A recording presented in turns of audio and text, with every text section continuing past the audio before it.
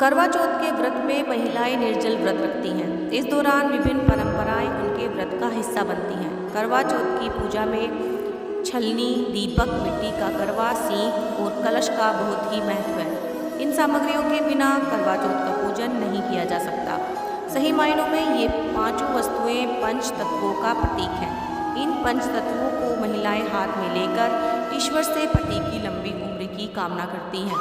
जानिए क्या है करवा चौथ में शामिल सभी पांच वस्तुओं का महत्व।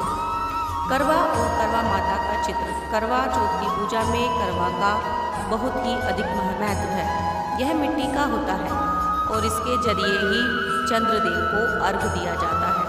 करवा को संपूर्ण रूप से गणेश जी का प्रतीक माना जाता है। इसमें लगी जल की नली उनके सूंड का प्रतीक है। भरा हुआ करवा जल आत्मा का। करवा के ऊपर रखे पात्र में जलाया गया दीपक चेतना और आत्मा का स्वरूप है। यह जल और अग्नि तत्व के प्रतीक है।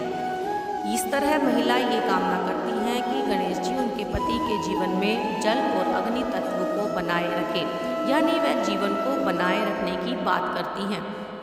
करवा माता की कथा में करवा नाम की स्त्री के पति नदी में नहाने गए तो उनका पैर एक मगरमच्छ ने पकड़ लिया था। करवा में भरा जल इस नदी का प्रतीक है। करवा माता का चित्र बनाते हुए इन सारी घटनाओं का चित्रांकन किया गया है। दीपक और छलनी का महत्व। करवा चौथ की पूजा में दीपक और छलनी भी शामिल होते हैं। दीपक ज्ञान के प्रकाश और चेतना का स्वरूप है।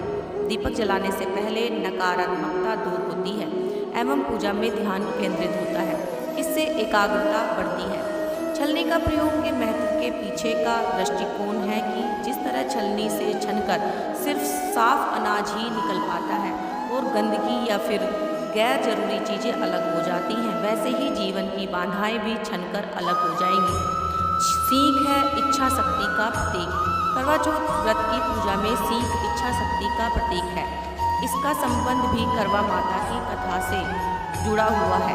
कथा के अनुसार माँ करवा के पति का पैर मगरमच्छ ने पकड़ लिया था। जब उन्होंने कच्चे धागे से मगर को आन देकर बांध दिया और यमराज के पास पहुंच गई।